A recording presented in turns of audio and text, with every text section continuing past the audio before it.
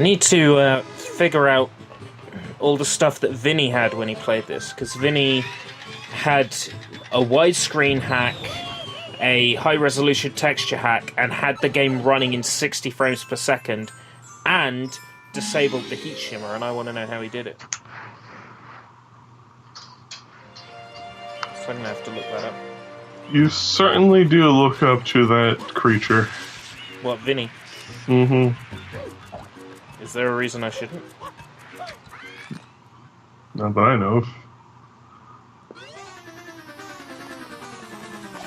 He's always been one of my two inspirations when it comes to streaming. Him and, in the early days, Mega G Wolf was my other major inspiration in live streaming. Mega G Wolf because Elliot always has this sort of small community of viewers that always come back to his streams, and that was something that I always wanted to have for myself, and now I do. And it's excellent having a group of people who will always turn up, well, whenever they have the opportunity to do so, and that's humbling. Mm-hmm. And Vinny inspires me because I find Vinny entertaining, to the point where I think he's something worth emulating.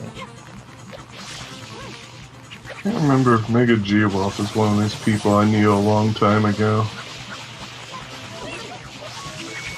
But I don't really have inspirations myself for streaming so much, because streaming is just something I've basically always wanted to do ever since I learned of its existence. Because at first when I was really starting to get into the internet, I found Let's Plays, and it was like back in 2009, and I was like, hey, I like playing games and showing off to people. I'd like to do this, and so I did. And then, I think probably around 2010, some of the people around the Let's Play community I was at, they were doing live streaming. Mm-hmm. And I was like, hey, this looks pretty fun. I'd like to do this too. But never really had the hardware to do that until, like, more modern times. I did a little bit of streaming back in 09 and 10, back when Twitch was known as Justin TV. In fact, my VODs, for some reason, survived the Twitch cull and are still viewable to this day, which is pretty interesting. Of course, the full stream videos are long gone, but the highlights are still available, is what I mean. And I stopped streaming for the longest time because I guess there was a shift in my interests, and my internet wasn't amazing. My streams were like 240p. Yeah, I remember the first time I tried to stream was probably like 2012. I tried streaming a Batman Arkham City. Alright. And yeah, beyond potato quality. It was like 1 frame a second. And so I was like, yeah, this ain't gonna work. A Batman fan? Yes and no? Yes and no. How can you be yes and no a fan of Batman? It's like, yes, I thought that this story was brilliant, but I hated the way he was drawn in this story. It's more of... I loved Batman when I was a kid, but I guess in more modern times, just with, I guess, the normalization of entertainment, Batman has sort of lost my interest. But you mean like how comic book culture has become popular culture now? So yeah, there's sort of less of an allure there. I can understand that.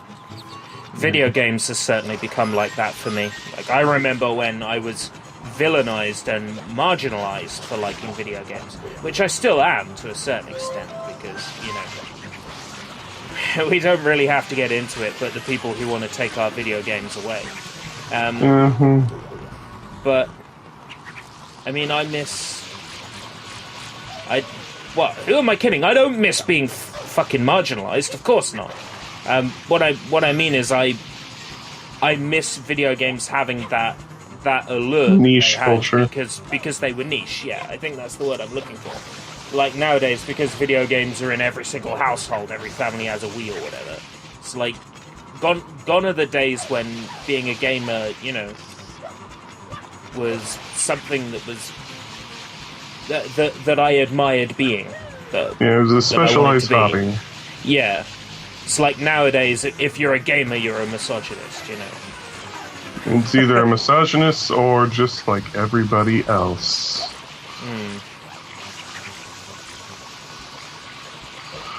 I just find it's the people who scream the hardest about people not being tolerant are the people who are the most intolerant of people who are not tolerant. And that apparently to be tolerant, you must be intolerant of intolerance, but that just doesn't make any sense. These people aren't there to make sense. They're there to feel important about themselves.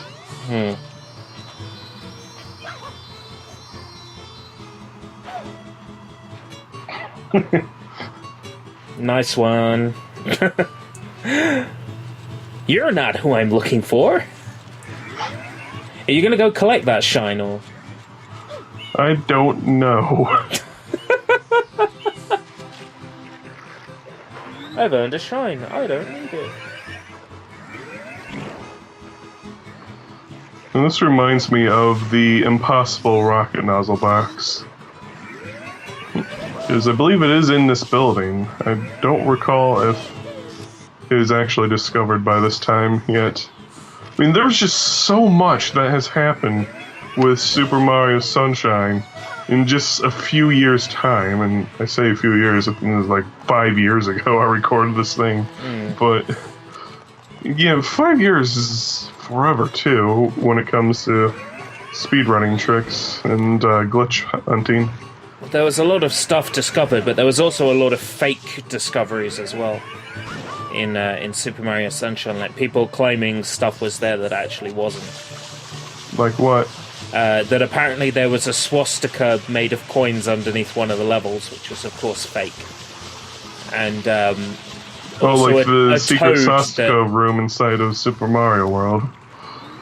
Like the what room in Super Mario World? The swastika room. Yeah. There's a lot of that stuff. And there was also apparently a toad that espoused some very racist opinions that was also discovered in the game that of course wasn't really discovered. It was all fake. But like all that sort of thing was happening around that time, sort of like 2012 to 2014, like the big discoveries in Super Mario Sunshine. A lot of it found through speedrunning. Speedrunners found a lot of the things, like the toad underneath one of the versions of the map that's only visible in one version of the Delfino Plaza map. What's that toad say? I can't remember. It's something to do with what was going on in the story at the time. Like, it might be under the Bowser sub version of the map. Like, there is a yellow toad who, on one version of the map, doesn't appear because he's underneath Delfino Plaza. The game's just weird like that. It is honestly weird how they just have so many copies of the same map in general. It's like, how much disk space is that taking up?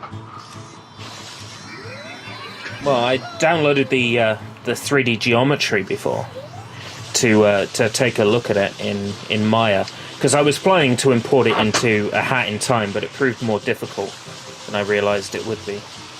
I thought, take this geometry, make it a static mesh, bish bash bosh. No, it's not as easy as that. It's a bit harder to import geometry into Unreal Engine than that.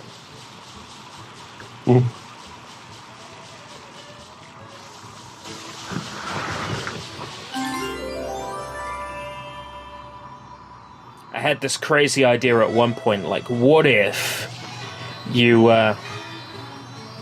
took all the level geometry from Super Mario Sunshine, like all the different levels, and put them all in their geographical locations, and made like a giant map in some game engine where all the game's levels exist at once. It's a nice idea, but it would be very difficult to pull off.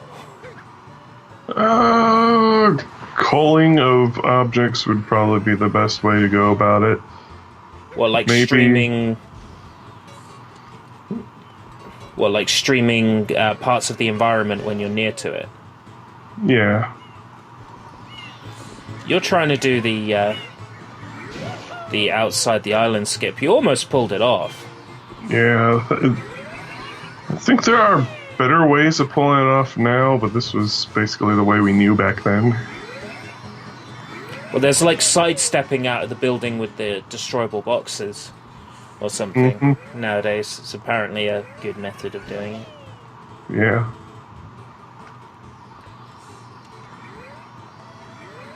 You can do it. I believe in you. I believe in this previous recording. I don't know what to believe anymore.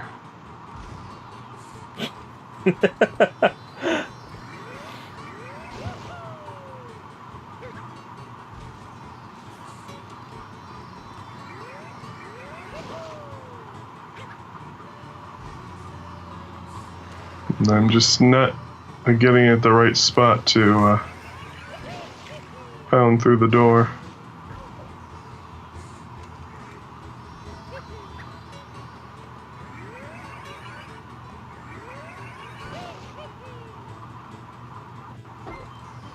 Oh, you almost had it.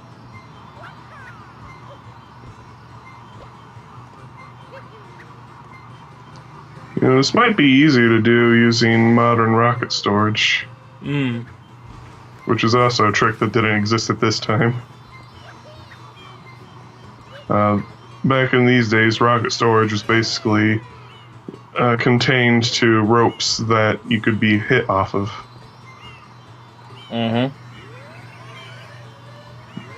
Which I don't know if I show off that trick or not during this playthrough. I believe you did mention that in episode 1, though. Yeah, how the changes have happened. And also that particular trick.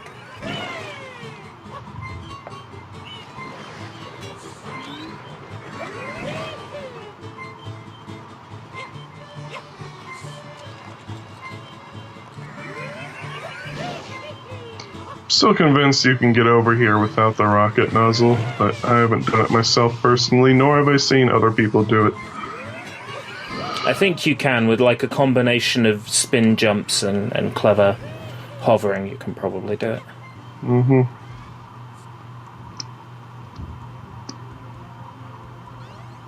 Well, this is a really weird stage because it's actually very well hidden to get in here. So this is probably the last shine I actually got in the game. Because I went through everything and then it was like, wait, I have all the blue coins, but I'm still missing one? I like the amount of grass here. Yeah, the tall grass is an interesting thing that I don't know if it's actually anywhere else in the game. Well, yeah, that's the thing. I reckon they had this, and they're like, oh, where can we use it? Actually, it's used in Pianta Village now that I think about it, but not anywhere near as much as this. Yeah, not to this extent. I reckon they made this, and then sort of reused it for Wind Waker. The grass? Yeah, the grass. Because we know that Wind Waker is built off of Sunshine's engine to a certain extent, because it uses the same test maps and test textures. Just like how Ocarina of Time is built off Mario 64. Exactly. What are you trying to do? Oh, there we go.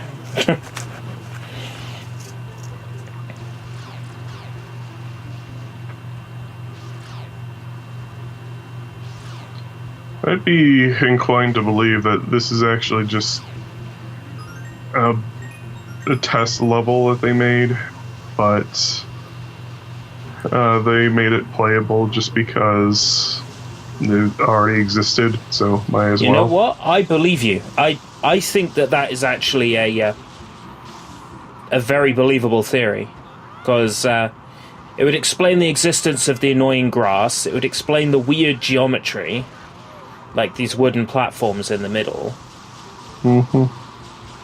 It was probably like an AI fire test, which explains the guy running around, and they're like, you know what, we can use this.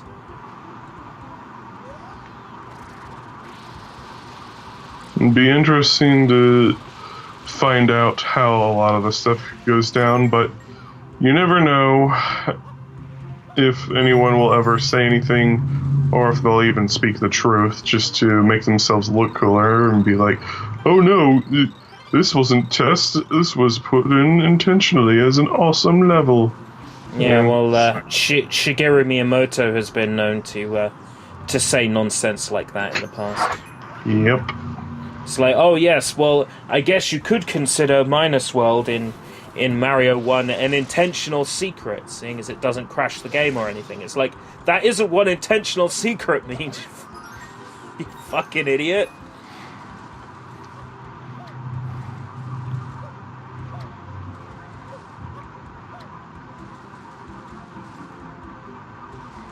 Everybody takes the word of Shigeru Miyamoto like it's the word of God. It isn't. It's the word of Shigeru Miyamoto. Oh. What a lovely red coin hunt. Shine like a star.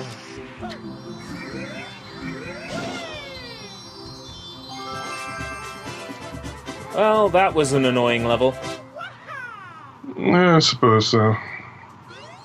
Could have done without all that grass.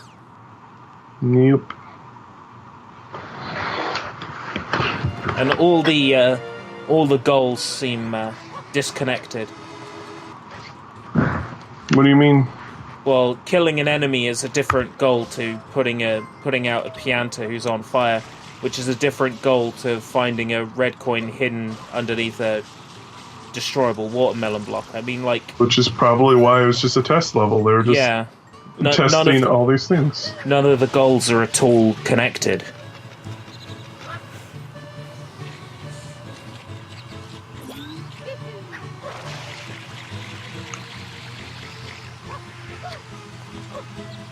I like how the more shines you get, the more sunlight appears. Like, this map was so dark when we started, and now look at how lit up it is.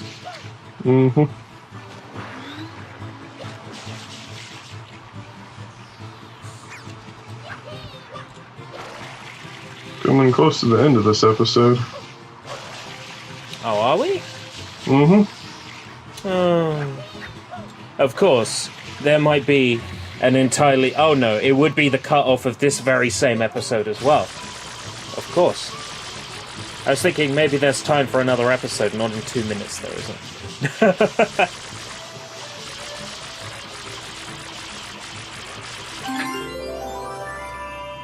The Shrine Gate.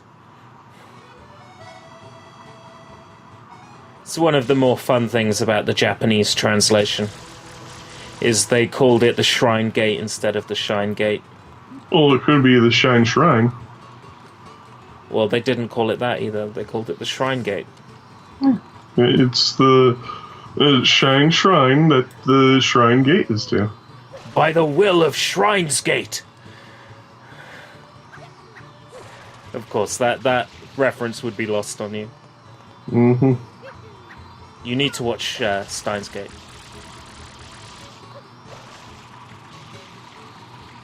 Speaking of which, I need to watch Steins Gate 0.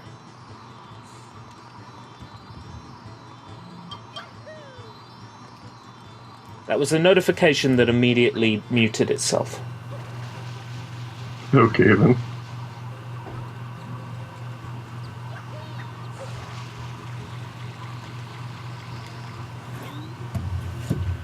What are you doing? There is a minute And 10 seconds left. What are you doing? Oh, I guess you're gonna go get the rocket nozzle to get the shrine. The shine from the shrine gate. Probably getting into Pianta Village, actually. Because remember, this is being played on my parents' TV, which does genuinely make some of these tricks a lot harder to pull off than they actually are. I mean, as much as we do goof around about this, I really am better than what I show here. Just a lot of... Not even collecting the shine. Oh my god. What's wrong with you? Well, what's the point? There's no point in getting them. Alright, well that's it for this video. We'll see you next time when we take on Pianta Village. Same crest time, same comm channel.